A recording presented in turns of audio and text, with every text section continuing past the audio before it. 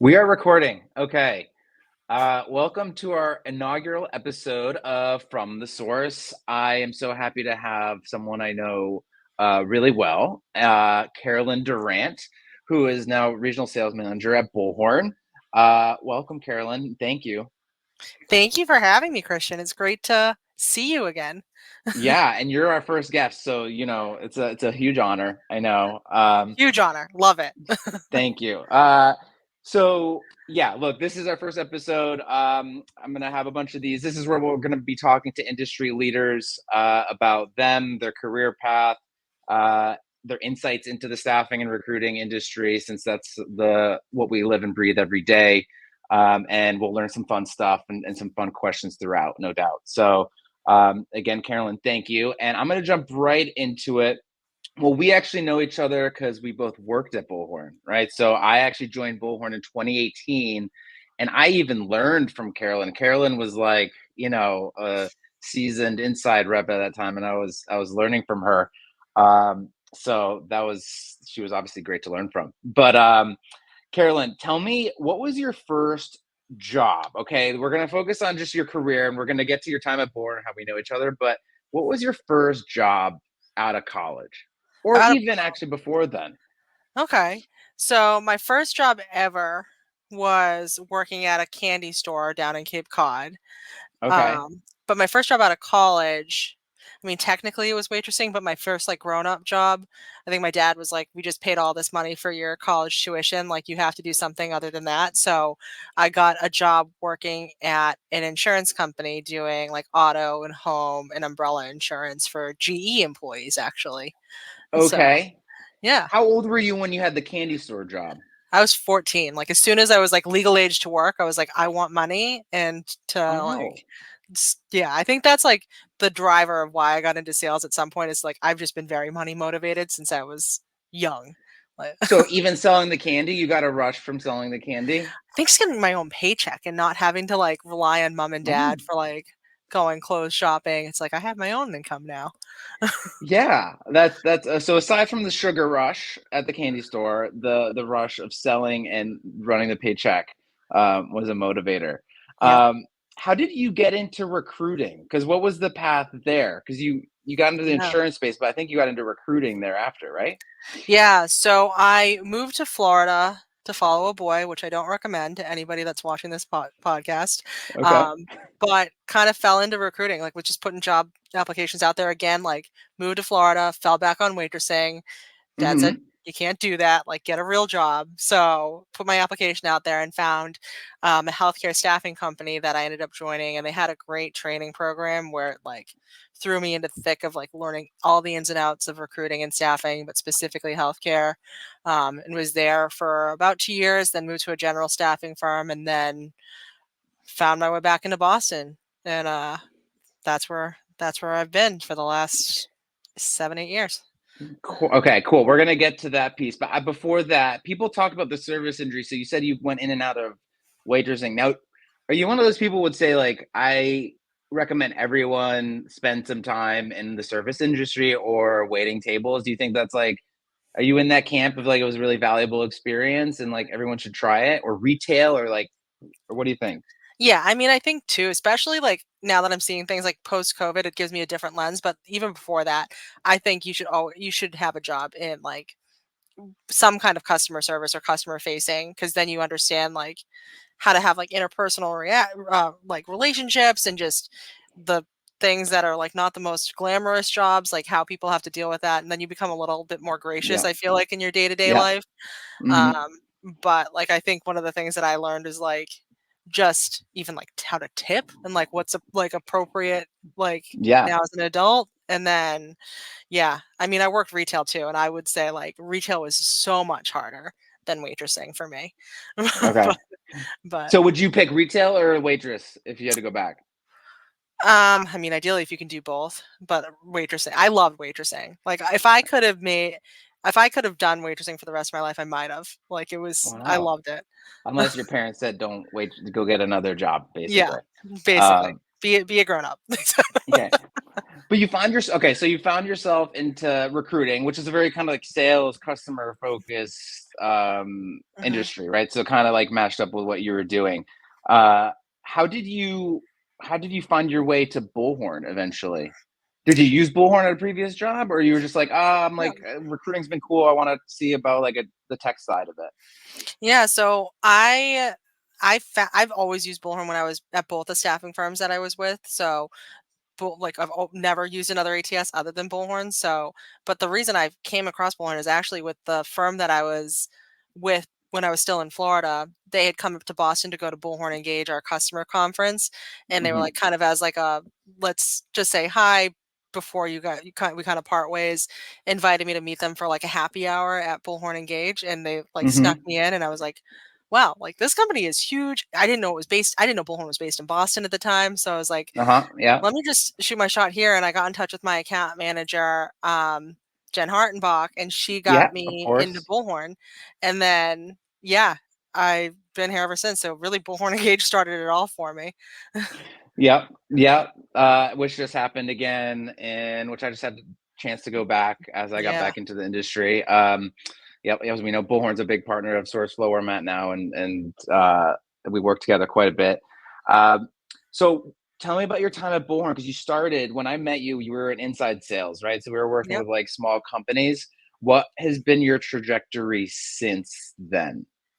I've had a really amazing journey at Bullhorn. I feel like this is why I feel like I always say I'm going to die at Bullhorn, just because I've Yeah. had a really unique kind of experience. So I started inside sales, and I think pretty shortly after you came on board, I moved into our account management space for our SMB team, which became relationship management. So was a contributor on that team, and then found myself in our portfolio accounts, leading that Hmm. team. So portfolio being basically Bullhorn's had a pretty strong acquisition strategy of tech over the past Yep. decade, if not longer. So it was overseeing all those products, so like Invinius and like Innovantage and all these products that we've acquired. Um, Hmm. and then shortly thereafter that, probably 2 years later, I was found the opportunity to join our newly formed mid-market account management team and was team lead for a year, and then now regional sales manager, so dealing with most of our mid-market field accounts, so anywhere from 20 to 50, 60 users is typically our sweet spot. Got it. Okay, Mhm. so you actually went, and I got to witness some of this journey, and I went into field accounts. I went through some very different paths too, and I will echo that. I will say the management at Bullhorn really fostered a great environment to work in and provide Yeah. opportunities to try different things and kind of encourage your career growth, which is awesome. I really enjoyed my time at Bullhorn. Uh, what did you learn throughout that? Because I think you went through kind of like a hunter, more sales approach, like when you first started, to then more managing accounts and trying to get people to adopt the platform and consulting them. They have issues coming to you. Anything you kind of like learned there? I feel like you have to have lots of patience, perhaps, in that role. But anything you learned or got better at as you progressed?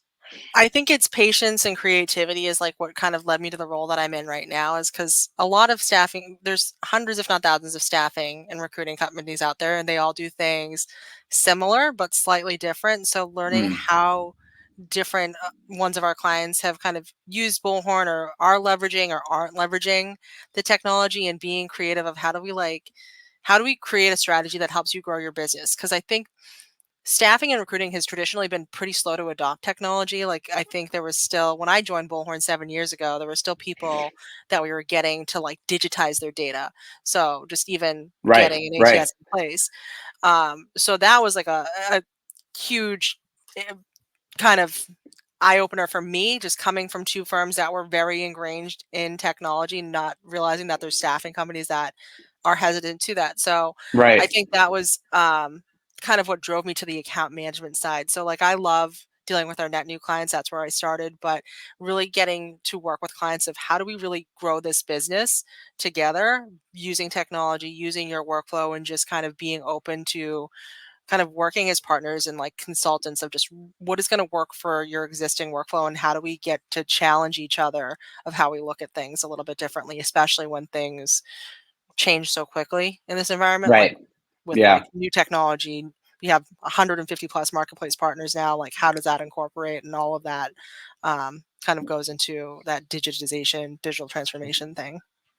Right. Yeah. I mean, I'm not speaking ill of the staffing and recruiting space, right? But we always kind of said there was always a little bit, a few years behind kind of the times in certain ways. So there's some that were always like cutting edge and always investing. There's some that were in the middle, and then there's some probably that, we're well behind at even having stuff on paper or like boards in the office, right? How do they get that and make the most? Because I mean, the people that are getting ahead, we started to see, are going to start actually kind of outperforming the ones that are behind. So Yeah, that I makes sense. think It sounds like just a real consultative approach to each person it is, and I or each think we got company. to meet clients where they're at to some extent, because staffing recruitment has always been a people business. It's working with people, really helping to get individuals, like, change their lives to some extent. Like, that was the piece that I love most about recruitment, is that you could find a placement for someone that's going to really change their financial situation, their family situation, and catapult their career. So that's never going to change for recruiting and staffing. There's always going to be that relationship piece. But like, if you have no system or no way to record those conversations, like, how are you going to learn from your experiences? Like, I always tell Right. my clients, like, I can talk to someone all day, but I retain zero knowledge, like, if I don't write it down. So, like, Right. I could be the best recruiter in the entire world, but I might forget that. I will 100% forget that conversation in 2 years. So, you need Exactly. some way to record it. Exactly. And it's funny. I actually like, because recruiters and recruiting firms, it's a largely, you can categorize it as kind of a sales kind of led organization or industry too, right? Everyone's Mhm. trying to, you're trying to recruit, you're trying to sell to clients, you want to work with new clients, then you want to actually sell jobs to candidates that they'd be good fits for, but you're making like a real long lasting impact. Yep. But for me too, it's like I'd rather listen to your conversation than also write down the notes. So now like these note recorder tools and these video Yeah. recording tools are really helpful to like go back and learn, or like make sure I didn't miss anything, so I can be a little bit like help the relationship, right? Yeah, Even because you though wanna I'm be kind of in the using technology. conversation. Like, I don't wanna, Right. like, be like, "Hold for that second, I gotta write this thing down." Like, it's nice to, Right. like, have those kind of tools that help Right. you just have a conversation. Yeah, it kind of matches with the evolution of everything too, as we kind of go to like less focused time for everything, right? Like Yeah. naturally, people, maybe we're not retaining as much information as our parents or people did, right? Than we used to, and it's just anyway, technology's matching it. But this is a good segue because what are the biggest trends you're seeing now? I guess like, I mean, since you started, but the last few years in the industry, and then we'll get into the tech side. But what have you seen most recently? Where's the focus? So, I think just this has been a tough couple years for a lot of our clients, so it's kind of changed what the focus has been on. A lot of our clients are looking at, like, paring down their spend on technology, but really diving into how are we best utilizing it. So from, Mhm. like, an optimization component, but also just got off a bunch of waves with meeting clients in person, and regardless of the market, and mostly my team deals with the West Coast, east Okay. of the Mississippi. But what I'm seeing, regardless of what your focus is, whether it be like commercial, government, industrial, IT, it's all about growing new business. So getting Okay. net new logos, because we've unfortunately seen, like, a few clients that had, like, over 50% of their business with one client, and that client stops hiring. It's a huge hit to the Right. business. So how do we diversify that piece? And then also, I mean, I know you said we're going to get into it, but AI. I mean, AI has been Yeah. the thing for, regardless, not even staffing and recruiting. Like, that's all I see anytime I turn the TV on, is like commercials Right. about, like, all AI tools. Like, all the tools I use all of a sudden have an AI component. So how is Exactly. that going to work with recruiting and staffing? Right. Yeah, I think that's kind of what we saw. A big theme of Engage was like again, seeing some of the data behind, it being less about candidates the last Hmm. maybe 6, 12, 18 months and more about growing the business. And I think that's kind of cool from my side too, and get to work with your team because now I'm kind of on the marketing side of things in the marketplace at SourceFlow, where we're helping teams with their websites and their career portals and other marketing tools to try and drive traffic to their brand. Everyone has a website, everyone has a job board. So instead of like spending a whole bunch on job board or other things, people are trying to, how do we attract not only candidates, but can we attract clients to the website and our content and then convert them so that our teams can go call them, right? So it's kind of like kind of a perfect match, and now we get to work with people more on the business development side. Yeah. On the AI side, yeah, we're still in like nascent stages too, a little bit. So you're probably trying to help people kind of wade through the noise a little bit and seeing like what they're ready for, what they can adopt on that front. So Yeah. yeah, that makes I sense. yeah, and I think it's a little bit like people I mean, like we were talking about before, like staffing and recruitment's been like behind a little bit behind the times. No offense to staffing and recruiting, Yeah, right. just Of in terms course. of technology. So Caveat to this whole y- episode. Nah. right. Yeah, but then like you throw in the AI, which is like 50% of the world is still like concerned about AI, and then you take in like an industry that's traditionally be slow to adopt technology, throw in AI, and everybody's like has a lot of questions, don't Of understand course. like so like it's had made a lot of us at Bullhorn have to like become like as much of an AI expert as we can Yeah, from like of what's the course. difference between ChatGPT and Bard and what's an LLM and all of this stuff that if you had told me when I was 14 and working in a candy store, I would not have believed that I'd have to have these Yeah. conversations. Artificial intelligence was just like a movie that you would Yeah, like it was see like every once in a Terminator. Like while. I don't Yeah, it's like robots and stuff. Yeah, I'm yeah. not gonna touch that. Um, no, that totally makes sense. I think hopefully we're seeing some of the markets come back and hiring a little bit, but the focus on technology and what they need to adopt to kind of stay ahead and then kind of propel themselves forward, like that's never going to stop. AI is never going to, that development is never going to really stop. It's just what's going to make the most impact. And then Yeah. it's great that we have people like yourself consulting with staffing agencies, right, that are kind of helping them like do it like responsibly, I guess, right? Like in Yeah. phases, like you don't just like go and buy something you think you need to get. Why don't we just make an educated decision about like what's the next step for you that could maybe move the needle, Yeah, right? exactly. Uh, It's about optimizing what you have and just making sure that you have a plan of what you want your growth to look like and then like setting those it's kind of how you do in like your personal life. It's like set that large goal and then take the baby steps back of how am I going to achieve that goal. So it's like that 1% better mentality. If you weren't digitizing your data before and now you are, hey, you're 1% better than you were yesterday. But how do we keep growing to that next level? Yeah, totally. So I could totally do a long form podcast with you that could take hours and we could dissect your whole life. And I think that would actually be wildly successful. But we got some snippets, right? We Yeah. you grew up in Cape Cod. You had, candy store was your first job. Were a healthcare recruiter. Then you ended up in Bullhorn. You're learning about AI. You're probably going to become an AI analyst at some point. Um, Great. We got some snippets there. I'm going to end with one fun question for Okay. you. What is the worst interview experience you've ever had, either as an interviewer or an interviewee? You get the option there. Okay, so the worst, and I know that like this is going to sound like something you've probably seen on like a TikTok, but as Okay. I was interviewing for a company that had me do like a video recorded answer for one of the questions, and I thought I had read the email to say that I could do like a couple of test takes, and Uh like this huh. was when like video interviewing was like very new before I came to Bullhorn, and I did the video interview and like clicked record and didn't know it was like recording the full answer and I couldn't go back. And like the first 5 minutes was like me drinking a coffee and eating like a bag of Doritos. And then like I realized what was happening and then was like, oh shit. And then like had to like just do my answer. I was like, well, they're not getting that. I didn't get that job, but You didn't get the job, huh? no, I but thought maybe they'd I be was so like, authentic. Like she's right. so authentic, right? That she would maybe get I the think they job. were more probably looking at, like, the fact that I was having an iced coffee with, like, Cool Ranch Doritos, and, like, that's a wild choice to make, like, that's questionable It choices. just didn't jive maybe with the hiring manager. They're just like, yeah, like I'm more of a Cheetos person Yeah, like, and that's a like Diet lot. Coke. Wow, that's kind of like the nightmare stage, right? Especially with like the pandemic, we saw so many like Zoom video faux pas of Yep, people that like weren't used to being on camera, and not to highlight like older people, but people who are also not as tech inclined. yep, But you did that even. yeah, And it wow. I guess it it could have been happens. worse, but It could have it's been way still too worse, I'm bad. sure, but, like, yeah, that was like, I think about that constantly when, like, I think about, like, just most embarrassing moments of my life. That's a good one. That's a Yeah, good one. I don't think I've had a bad one, like a Zoom or like video fail, but I'm constantly worried about that.